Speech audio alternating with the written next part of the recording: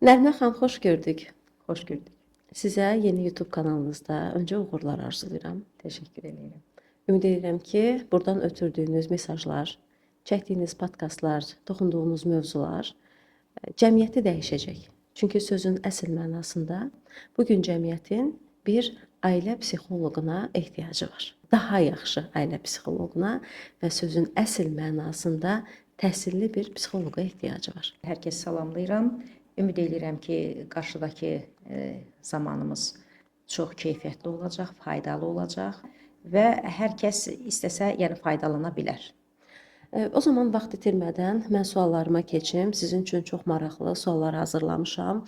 Sizin üçün dediyim, yəni mən sualları sizə verəcəm, amma bəhrələnən izləyiciləriniz olacaq. İnşallah. Başlayım elə ailədən.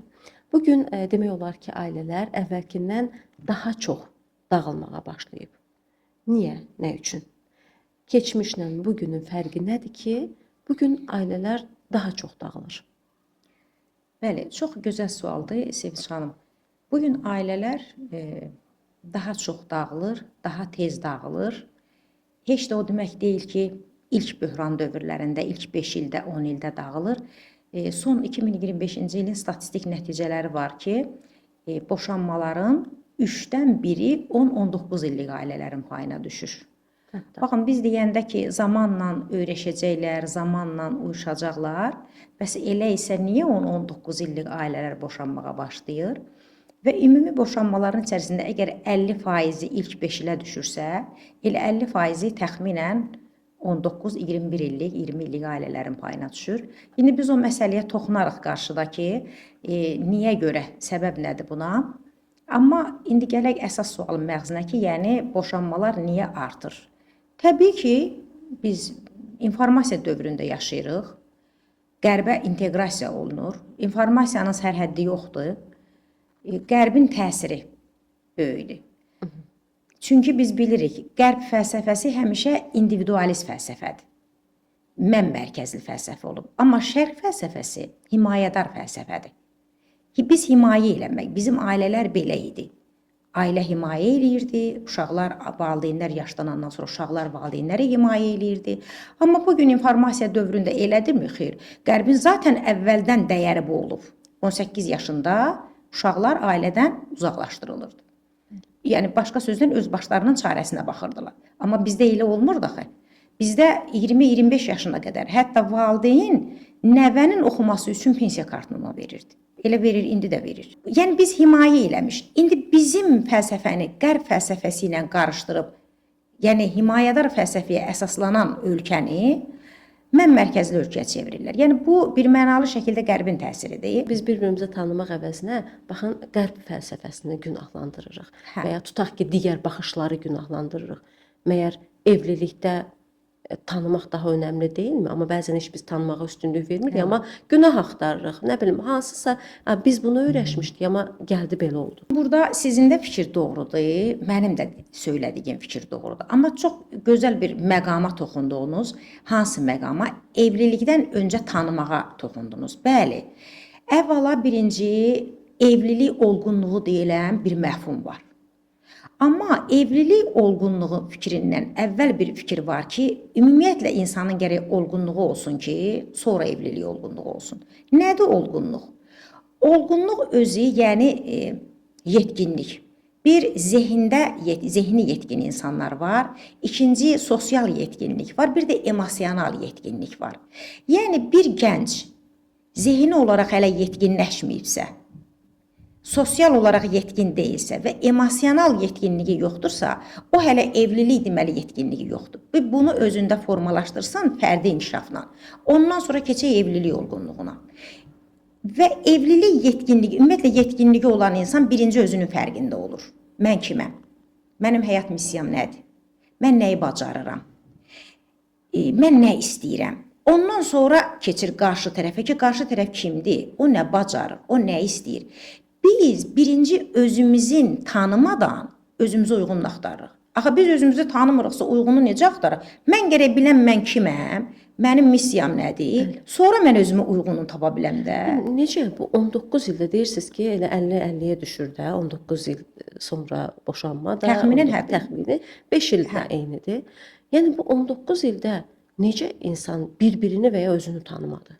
Bir bina tikiləndə o binanın özülündə qüsur varsa, ilk əvvəllər o az görünəcək.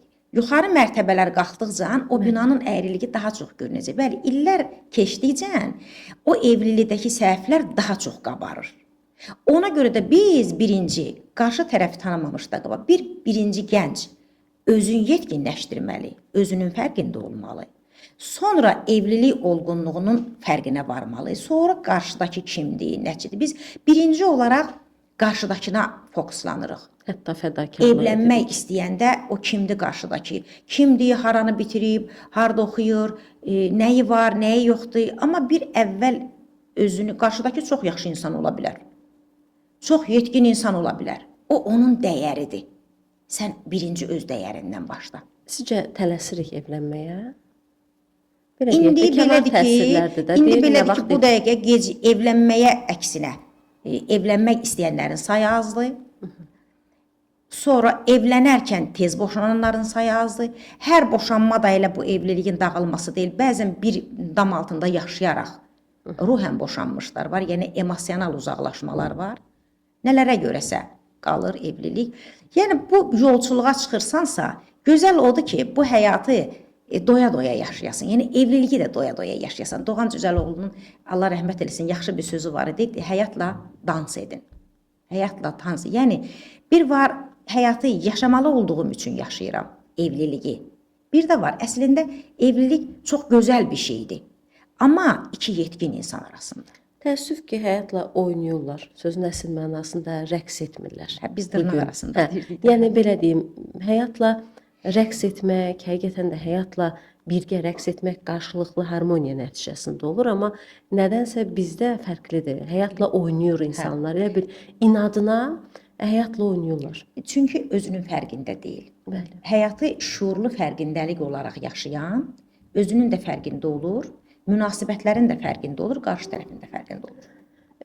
Sevgi dedik, sonra münasibətdə eynilik dedik, uyğunlaşma dedik. Ümumiyyətlə bu sevgi ilə uyğunlaşma eyni şeydirmi? Biz o əvvəlki sualdan bir körpü olaraq keçirəm buna. Evlilik olğunluğu olarkən iki şəxs arasında, yəni iki yetkin şəxs arasında nələr uyğun olmalıdır?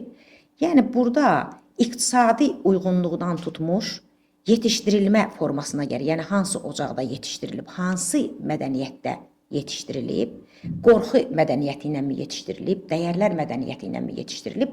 Yəni baxın, qorxu mədəniyyətində yetişdirilən insandan dəyərlər mədəniyyətində yetişdirilən insanın evliliyi dönəmində bu problem yaradacaq. Niyə? Çünki evlilik öncəsində bir-birini daha dərindən tanıya bilməyiblər. Biz bu barədə dönə-dönə danışırıq. Yəni daha çox elə maariflənməyə ehtiyac var. Bir-birlərinin dəyərlərini tanımalıdır. Dəyərlərinin uyğunluğu, inanc sisteminin uyğunluğu, iqtisadi uyğunluğu, yetişdirmə formasının uyğunluğu, həyata baxış uyğunluğu.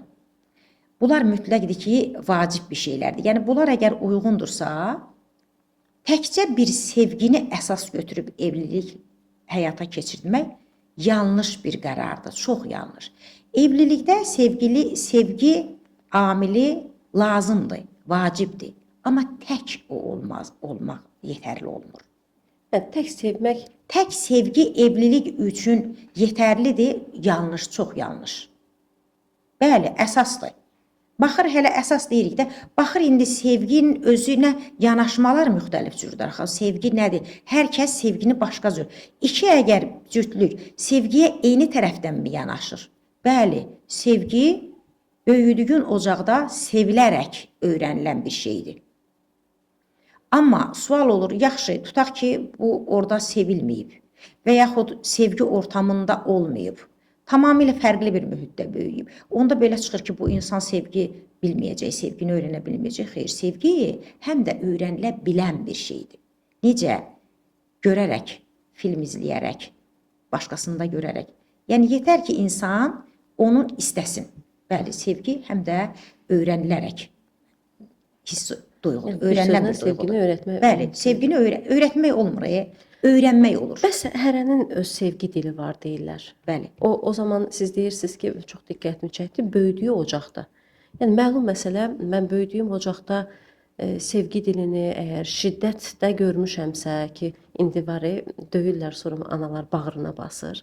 Elə bilirik ki, ailə sevgi də budur. Gələcəkdə həyat yoldaşım da əgər mənə döyürsə, şiddət göstərirsə, 5 dəqiqə keçəndən sonra başıma sığal çəkəcəksə, anam da belə eləyirdi. Daxı o da mən onun balasıyam da. Əgər ana balasına belə eləyirsə, bu da doğrudur.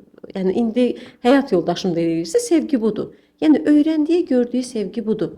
Əksinə də görəndə inanmır. Yəni ona görə qalırıq hərə başlayır özünə bir cür sevgi dili formalaşdırmağa. Biri qısqanclıq bilir sevgini, biri nə bilim qorumaq bilir və ya biri vecsizlik bilir. Hərə bir cür deyir, dəstəkləmək bilir. Və ya mənim üçün hər şərait yaratsın bilir. Gəlin o zaman götürək daha çox ailələrdə qısqanclıq mövzusunu elə bilirik ki, əgər qısqanırsa sevir. Baxın, Elədirmi? sevgi dili məsələsinə toxundunuz. Ona münasibət bildirim ki, daha çox ailələr hal-hazırda deyirsiniz ki, məsələn, ana şiddət göstərə bilər. İndi çox azalıb o. İndi daha çox uşaqları öymək çoxalıb. Bu da Daha yanlış çoxalıb. amma. Bəli, o da yanlışdır. Ümumiyyətlə isə sevgi dili deyəndə məşhur Amerika psixoloqu, Amerika ailə psixoloqu Geri Çerkmanın sevgi dili nəzəriyyəsi var. Geri Çerkman nəzəriyyəsinə görə 5 sevgi dili var. Təqdir etmək, qayğı göstərmək, hədiyyələşmək, kinestetika, toxunmaq. Baxın, bu nəzəriyyəyə əsasən insanlar, yəni hər kəsdə bunun 5-i də ola bilməz. Amma ikisi, üçü ola bilir. İkisi, üçü ola bilir. Yetərlidir ki, hər kəsin bir sevgi dili var. Onların uyumu var. Məsələn, baxın, tutaq ki, evlilikdə bir insan, bəy deyək və yaxud xanımı deyək, daha çox hədiyyə alır, onun sevgi dili budur. Xanım deyir ki, vacib deyil mənim üçün hədiyyə alsın. Mənə qayğı göstərsin, mənə xidmət göstərsin. Mən onunla xoşbəxt oluram. Baxın, sevgi dillərinin fərqliliyi. Əslində, o da sevgi dilinin birini işlədir, hədiyyə verir. Amma bu isə, məsələn, tutaq ki, təqdir cümləsi işlətmək, təqdir fikri işlətmək, birlikdə zaman keçirmək. Bu deyir ki, lazım deyil mənə hədiyyə almaq, mənə zaman keçirsin. Baxın, bu xanımın sevgi dilidir, bu kişinin sevgi dilidir. İndi burada ünsiyyət prosesində bu sevgi dillərini kəşf eləməlidirlər. Elə hətta evlilikdən öncə. Və tanımaq deyəndə budur da, tanımaq deyəndə budur. Ona görə də o 2 ayın, 3 ayın içində olan evliliklər ona görə daha mənfi nəticələr aparıb çıxar. Yəni müsbət sonluğa getmir. Hamısı yox, şans işi. Belə deyim də, eyni dil danışırıq. Ay sağ ol. Həyatda. Yəni hər ikisi sevgi dilidir. Bəli. Amma sən ayrı sevgi dilinin başqasını danışırsan, mən başqasını danışıram. Dediyim amma sözün əsl mənasında eynidir. Tutaq ki, hər ikimiz Azərbaycan dilində danışırıq. Bəli, ay sağ Amma ol. bir-birimizi heç bir şəkildə Başa anlamırıq. düşmürük, anlamırıq. Və bəzən də görürsüz, biraz gülməli və səslənə bilər, yabanı səslənə bilər. Sualım. Sanki bax, qaçıb xarici vətəndaşla evlənir qızlarımız. Elə bilirlər ki, onlarla daha yaxşı anlaşacaqlar. Niyə? Onlar çoxmu anlayışlı olurlar? Elə xaricdən qız alırlar. Bəzən oğlanlarımız deyir ki, elə sanki onlar daha anlayışlıdır və ya qızlarımız deyir ki, tutaq xarici bəylər daha anlayışlıdır. Təbii ki, hər kəsin seçiminə hörmətlə yanaşırıq. Yəni məsələn, burada dəyərlər var da. Tutaq ki, bəzi ölkələrdən olan deyirlər ki, evlilik üçün istəyirsən get Çindən evlən, istəyirsən get Yaponiyadan evlən. Amma bir dəyər sistemi var. Hər kəsin öz dəyər sistemi var. Sən başqa ölkənin vətəndaşı ilə evlənəcəksən, axı oxşar dəyərlər olmalıdır. Dəyərlər vacib bir şeydir. Özdə evlilikdə dəyərlər çox mühüm amildir. Məsələn, tutaq ki, 2 dənə hekayə verirsən, cütlüyə 2 hekayə verirsən ki, bunu şərh elə. O hekayəni oxuyub 180 dərəcəli fərqli şərh eləyirlər. Amma cütlükdülər. Hə, cütlükdür. Yəni nə zaman deməkdir? keçirtmək o Yəni zaman nə nədir deməkdir buna ki, görə? yəni tutaq ki, bunlar evliliyin başındadır, yəni dəyərləndirmək üçün gəlirlər. Bu nədir? Yəni dünyaya fərqli yöntəmlərdən baxırlar, fərqli cür yanaşırlar. Dəyər sistemləri fərqlidir. Məsələn, bir cütlük olar ki, deyir biz üçün ən yaxşı sevgi dilimiz birlikdə yemək hazırlayırıq evdə. O biz üçün çox yaxşı bir şey. Onları qurtaracaqmı Bəli. gələcəkdə problem olsa? Baxın, cəmi biri heç olmasa 2-3 dildən istifadə eləyirsən. Bəli. Kiçik hədiyyələr verir, ondan ötürü ad günü gözləmək lazım olmur. Kiçik hədiyyələr verir. Yəni onu göstərir ki, mən səni düşünürəm və yaxud təqdir eləyir. Bugün kimi sadə bir şeydir. Əslində insanı xoşbəxt eləyən çox sadə bir şeylərdir. Biz onun içində mürəkkəblik axtarırıq. Birlikdə zaman keçirdib, mütləq deyil, böyük xərclər istifadə eləsin. O məsələn deyirlər ki, tutaq ki, maddiyyat üzündən ailələr dağılır. Bəli, tutaq ki, maddiyyat üzündən ailələr dağıla bilər, amma nəyə görə? Orada başqa bir şeylər olur da. Yəni məhz kasıbçılıq üstündən ailə dağılsaydısa, uzun illər hamımızın ailələrimizdə olub bu şey. Onda dağılıbmı ona görə? Yox. Axı tələblər artıb, Nərinə xanım, getdikcə tələblər artır, nə bilim telefon necə ki indi qısqanclıq mövzusunu keçdik, təbii ki ora qayıdacağıq yenə. Amma tələblər artıb, qadınların istəkləri artıb, bəylərin deməyəcəm, çünki həqiqətən də istək ailədə daha çox qadınlarda olur, maddi tələblər. Sanki bütün yük də bəylərin üstünə düşür Bəli, ailədə. bəli, bəli. Bunu etiraf etmək lazımdır. Bu yaxınlarda bir yazı çıxdı qarşıma, biraz gülməli səslənsə də deyir, bu yaşına çatıb atası evində əldə edə bilmədiklərini bir ayda tanış olduğu oğlandan tələb Tam edir razıyam, bəzən tam xanımlar. razıyam, çox rast gəlinən Yəni məqamdır. bu da sanki telefonun, sosial şəbəkələrin problemidirmi? Onları mı gətirdi həyatımıza bunu? Başladıq qəribə şeylər tələb etməyə. Baxın, İstəklər insan, çoxaldı. fərdi inkişaf var da, fərdi inkişaf psixologiyası. İnsanın özünün həyata subyektiv baxışı var. Çətindir, amma iradə məsələsidir. Sürü psixologiyasındayıq Bəli, amma. bəli, kütlə Hazırda biz psixologiyası. kütlə psixologiyasındayıq və çətin ki biz o siz dediyiniz kimi fərdi dediniz də Bəli, səhvlənməmizə. Fərdi psixologiyamızı işə salaq. Hə, əgər Çətin ki. insan 5 nəfərin tutaq ki, yaydı dincəlməyə gediblər. Onu Instagramda paylaşıblar. Bəli. Anında bu adamın modu düşür aşağı və sonraki o evdə durum dəyişir. Niyə biz bu ya heç yana getmədik? Əslinə baxanda mən məsələn rast gəldiyim məqamlardan birini deyim. O dincəlməyə gedən adamı tutaq ki, bilmirsən gedib orada nə yaşadı. Hətta böyük qanqaraçılığı olub. Amma o da yaxşı tərəflərin göstərir də, tutaq ki, mediada. Sən də onun təsirindən düşüb bir qırğın salırsan da evdə. Normalda əgər iradəsi möhkəm olan adam olsa və o sevgini, o evliliyin, xoşbəxtliyin başqa şeydə görər. Bəli. Yəni yanında belə deyim də, əlində olanların qədrini bilmir, Bəli. gözü Məsələn, hər mən zaman gənclərə əlinə xitaben deyə bilərəm. Ümumiyyətlə sosial mediada paylaşılan bütün xoşbəxtliklər yalandır, bir mənalı şəkildə. Məncə də. Göstərişdir. Demirəm ha, bəzi faizi. Göstərişdir. Bəli. Bir şey ki, Nərinə Niyə? xanım, Çünki insan o an- özünün aşağılığını onunla Bəli. kompensasiya eləmək istəyir. Olubmu ki, oturmusunuz ən çox sevdiyiniz insanlarla heç çəki çəkdirmək yadınıza Bəli, düşmür? çox. Aha. Bax, eyni ilə o da elədir də. İnsan bir şeydən zövq alanda heç onu çəkmək yadına düşmür. Aynen. Çünki gözünə həkk edir, ürəyinə həkk edir, beyninə həkk edir. O anı doya-doya yaşayır. Şəkil çəkmək yadına Ay, düşmür. sağ olun. Əgər o çəkilib artıq paylaşılıbsa, Hə, burada bir məqsədli saxtakarlıq şəkildə. Bəli, var. burada bir burada bir məqsəd. zövq almamaq Bəli, var. bəli. İndi keçəcək like-dan zövq almağa. Ay sağ olun. Əslində bilməlidirlər ki, əgər bir işi xoşbəxtlik paylaşılırsa, deməli orada o xoşbəxtlik yoxdur. Xoşbəxtlik necə ki toxum torpağın altında cücərə bilir. Gizlilik. Xoşbəxtlik gizli olur. Xoşbəxtlik paylaşılmır, amma paylaşılırsa Paylaşılırsa xoşbəxt olsunlar. paradoks var. Paylaşılırsa xoşbəxtlik deyil. Eyni. Yəni əgər hansı gəncə ki o paylaşılanlar mənfi təsir eləyirsə, başa düşsünlər ki, yəni həmin andaza səsli şəkildə özlərinə desinlər ki, mən bilirəm burada xoşbəxtlik yox. Xoşbəxtlik olsaydı paylaşılmazdı yox. Eyni ilə. Gələk qısqanclığa. Onu keçdik.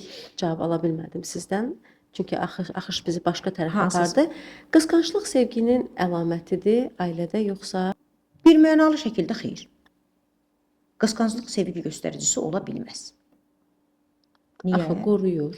Qorumur. O bilirsiniz, əslində insanın qısqanclıq təbiətində var. İnsan təbiəti qısqanır. Ta uşaq vaxtından analarımızı qısqandığımız kimi ki, məsələn, uşaqlar anaları istəmir ki, başqa uşağı qucaqlarına götürsün, tez ətəklərini çəkir.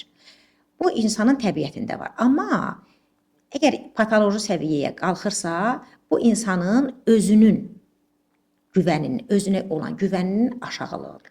Bir də bir şey, məqam var, bir də məqam var. İndi kimsə dinləyəndə axı, bir də qarşı tərəf daha çox ona qısqanmağa şərait yaradırsa. Yəni başqa sözlə təbiətimizdə var axı o az olan qısqanclıq. Onu tetikləyir. Tutaq ki, qadın görür ki, davamlı şəkildə və yaxud əksinə kişi görür ki, qadın davamlı şəkildə telefonundan əl çəkmir. Burada təbii bir şübhə yaranır. Niyə əl çəkmir?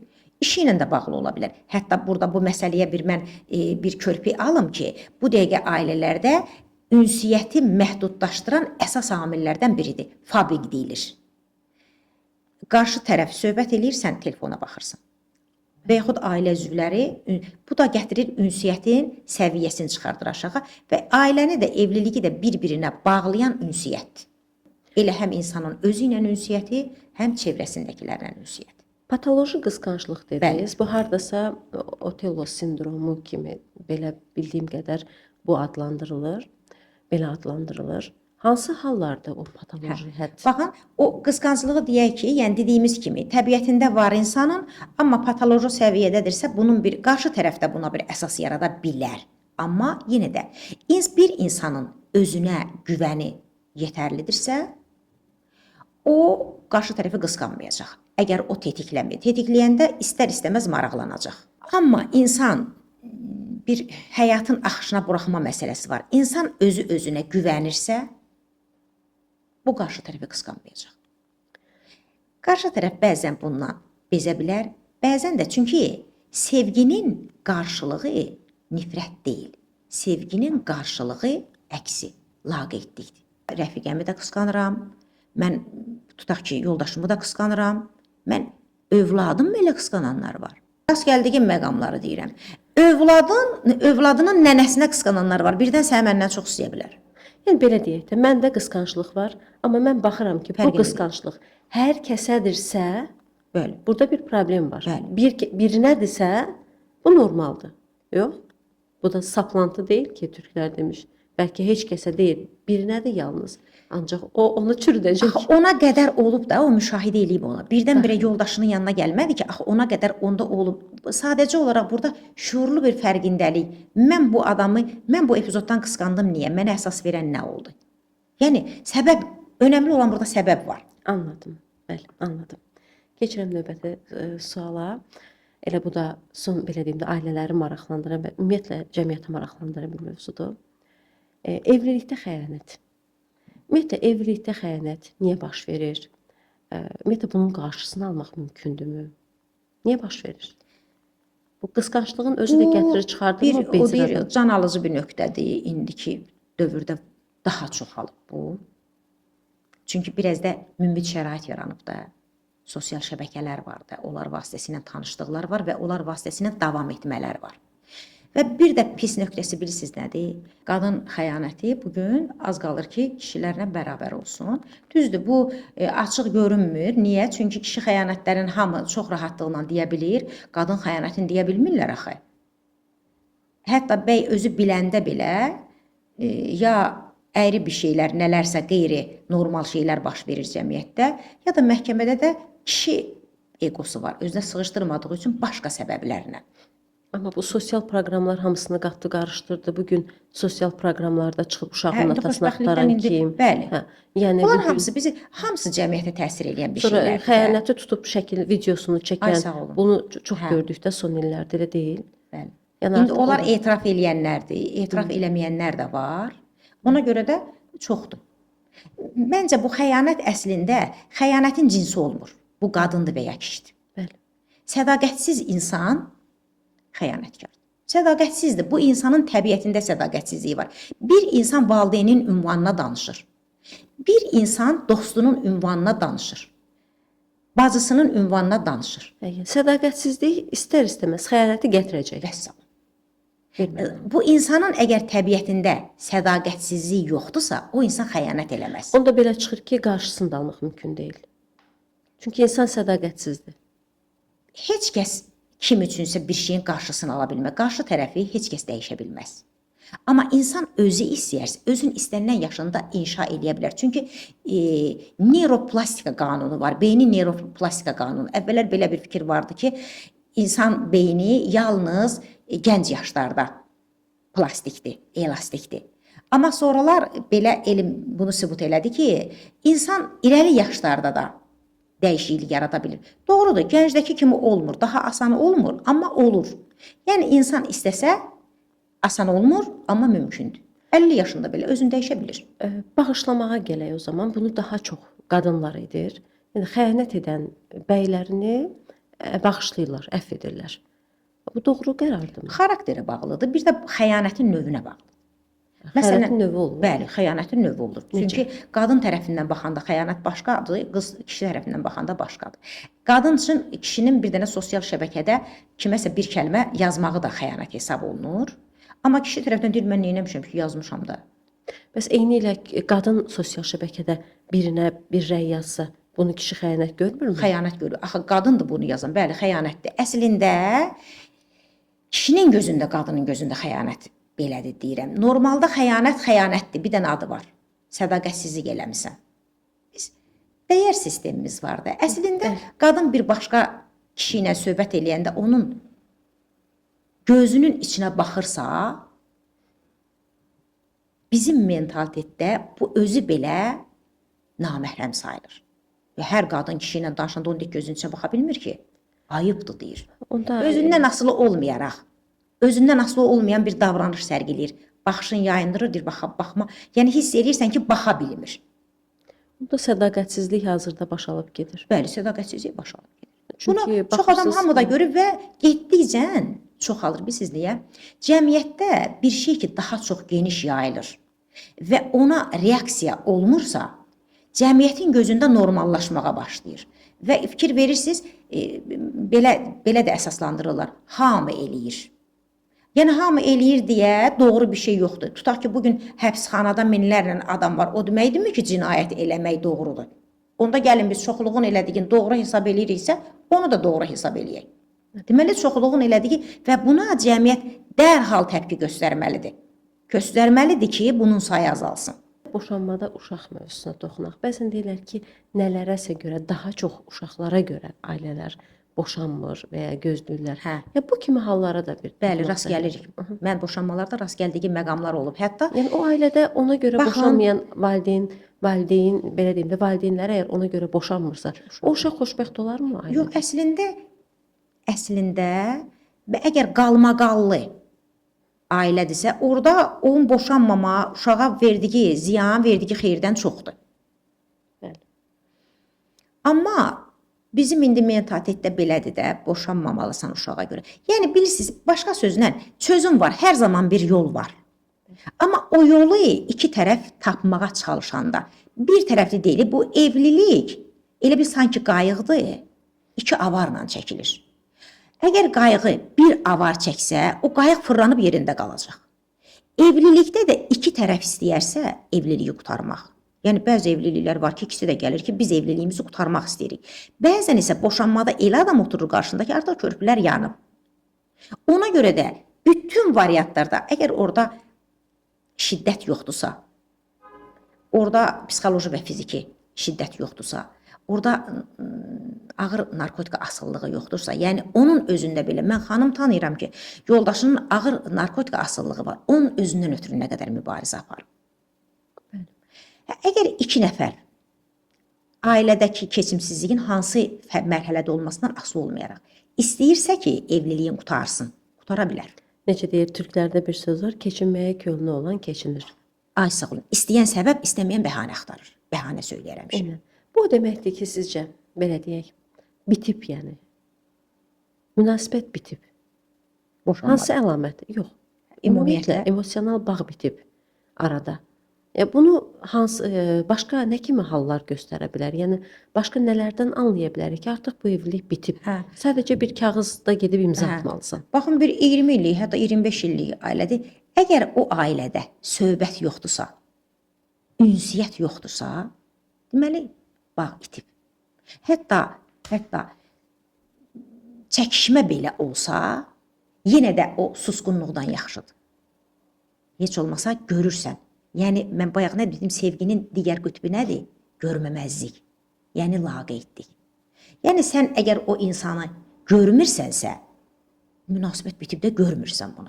Amma indi sual olur da, bütün elə münasibət bitəndə dərhal rəsmi şəkildə bunu bitirməyə mi getsinlər? Yox. Hər zaman çözüm var. Təcrübə nəyi göstərir? Məsələn, mən şəxsən bu sualı vermişəm. Xanım bu boş evliliyi sona çatdırıb, sonra digər bir adamla sevərək evlənib və deyir ki, mən onu sevməmişdim və soruşur, üstündən illər keçib, soruşursan ki, bir də geri qayıtmış olsaydıq, yoldaşından ayrılardın, deyir yox. Deyir yox. Deməli, evlənəndən sonra görür ki, evlilik zəhmət istəyir. Evlilik çaba istəyir, əziyyət istəyir, bəslənmək istəyir. Heç bir kəslə evliliyin başında nədirsə, 15 il sonra həmən adam olmayacaq o. Olmayacaq. Çünki sonra deyirsən ki, deyir ki, mən əvvəl belə deyildi də, bu sonra dəyişdi də. Burada bir məqam var, sən düzgün tərəfdən baxmaya da bilərsən. Ola bilsin ki, sən düzgün tərəfdən baxmırsan. Amma 15 il gəlib və bu müddətdə sən də o da bir bağban necə bağa qulluq eləyir? Bağa qulluq eləməsən çayır basacaq da bağı. Amma ora sən mədəni bitkilər, çiçəklər əksən, o çayıra yer olmayacaq. Əgər bir bağın bağbanı yoxdursa, o bağ quruyacaq. Evlilik də bir bağdır. Zəhmət istəyir və hər gün zənginləşdirmək istəyir. Hər gün. Bəli, amma ən pisi də odur ki, yəni Azərbaycan ailələrinin çoxu belədir. Bir yerdə o böyütdükləri, nə bilim, bəslədikləri, yetişdirib bir yaşa gətirib, elə bir 20 yaşına gətirib çatdırdıqları o bağlarını bir anda sədaqətsizlik ucbatından məhv edirlər. Özü bilirsiniz nə deyirlər? Mənim şəxsi işimdir. Evlənərkən də şəxsi işimdir, boşanarkən də şəxsi işimdir. Amma evlilik şəxsi iş deyil. Çünki insan Müştərəkdir bu. Çünki insan biopsixososial varlıqdır. İnsan sosial varlıqdırsa, insanın əməli necə şəxsi ola bilər? Sən evlənərkən sabah sən ailədə uşaq olur. Onun həyatı etkilənir buradan. Onun həyatı şəkillənir. Bir insanın talihi orada şəkillənir, inşa olur. Elədirsə sən bunu şəxsi iş hesab eləyə bilərsənmi? Eləyə bilməzsən. Və yaxud sənin evləndiyin, indi görmüsünüz də, kimlərinsə evliliyin görüb nümunə götürə bilirlər. Onlara baxıb evlənmək arzusuna düşürlər. Məsələn, oğlan görür ki, məsələn, dostumu, tanıdığımı, yaxşı bir qızla eləyir, çox gözəl nümunəvi ailələri var. Evlənmək istəyir. Və yaxud qız əksinə. Bir də var ki, onu görüb evlənməkdən vaz keçir. Ona görə buna deyirlər, evliliyə sosial olaraq hazırsanmı? Çünki sən kimisə evliliyə təşviq eləyə bilərsən və yaxud onun evlilik həvəsini söndürə bilərsən. Onda deməli şəxsi məsələ deyil də bu. Eyni elə. Son 2 sualım qalıb, birinə mütləq toxunmaq istəyirəm. Uşaqlıq travmalarının gələcəkdə evliliyə təsiri olurmu?